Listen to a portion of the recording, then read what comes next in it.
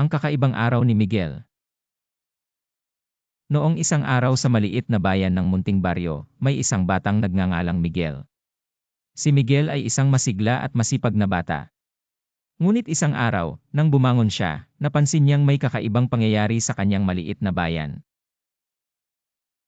Ano kaya ito? Tanong ni Miguel sa kanyang sarili, habang tinatanong ang kanyang mga kaibigan.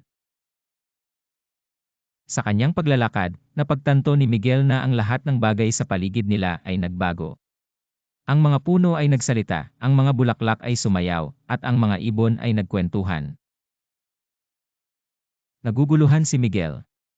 Bakit lahat ay nagsasalita at naglalaro? Tanong niya sa isang malaking puno na tila may malalim na boses. Ang puno ay ngumiti at sinabing, ngayon lang ito nangyari, Miguel. Ang bayan namin ay nagiging masaya ngayon dahil sa iyo. Si Miguel ay nagulat. Ano ang kanyang nagawa upang maging dahilan ng kakaibang pangyayaring ito? Tinulungan mo ang kaibigan mong si Ana na magtanim ng mga halaman kahapon, at dahil doon, napansin ng kalikasan ang kabutihan mo, paliwanag ng puno. Tumawa si Miguel. Wow, hindi ko alam na may ganoon palang kahalagahan ang pagtulong.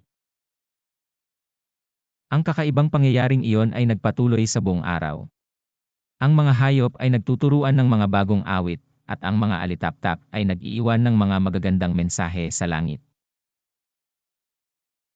Habang naglalakad si Miguel, nakita niya ang isang matandang lalaki na nagmumula sa kagubatan. Anak, sabi ng matanda, ikaw ang dahilan kung bakit nagbago ang buong bayan. Ang iyong kabutihan ay nagdala ng kasiyahan sa lahat ng nilalang dito. Si Miguel ay nagpasalamat at nagpatuloy sa paglalakad. Habang tumatagal, natutunan niyang ang munting pagtulong ay may malalaking epekto. Hindi niya inaasahan na ang simpleng pagtulong kay Ana ay magdudulot ng kakaibang araw para sa buong bayan. Nang umuwi si Miguel, nagkaroon siya ng ideya. Gusto ko maging mas maraming Miguel sa bayan namin, bulong niya sa sarili. Mula noong araw na yon, si Miguel ay nagtanim ng mas maraming halaman, nagbigay ng tulong sa mga nangangailangan, at nagbahagi ng kanyang kasiyahan sa iba. Sa bawat araw na lumilipas, mas lumalaki ang bilang ng mga batang tulad niya na nagiging instrumento ng pagbabago at kasiyahan sa kanilang maliit na bayan.